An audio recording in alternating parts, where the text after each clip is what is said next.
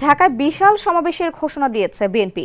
সমাবেশে BNP chairperson Begum Khaleda জিয়াকে virtually যুক্ত করার ইচ্ছা ছিল আয়োজকদের, কিন্তু তার শারীরিক অবস্থা খুব বেশি ভালো না হওয়ায় সেখানে ভারপ্রাপ্ত চেয়ারম্যান তারেক রহমান প্রধান অতিথি হিসেবে বক্তব্য রাখবেন। সমাবেশ উপলক্ষে ইতোমধ্যে প্রস্তুতি শুরু হয়ে গেছে। মঙ্গলবার গুলশান বিএনপির চেয়ারপারসনের কার্যালয়ে সমাবেশ উপলক্ষে এক যৌথ সভা শেষে এসব কথা জানান দলটির স্থায়ী কমিটির সদস্য নজরুল ইসলাম খান।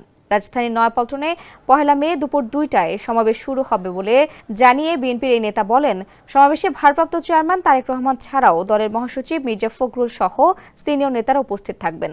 এ সময় শ্রম সংস্কার কমিশনের প্রস্তাবগুলো বিএনপি সমর্থন করে জানিয়ে নজরুল ইসলাম বলেন, বিএনপির কাছে যেটা মনে হয়েছে, শ্রম সংস্কার কমিশন শুধু শ্রমিকদের দিয়ে নয়, এই কমিশনের সদস্য হিসেবে সরকার পক্ষের লোক আছে, মালিক পক্ষের লোক আছে এবং স্বাধীন ব্যক্তিও আছেন। কাজেই তারা সবাই মিলে যে সুপারিশ করেছে, শ্রমিকদের সব আকাঙ্ক্ষার কথা পূরণ করা যায়নি।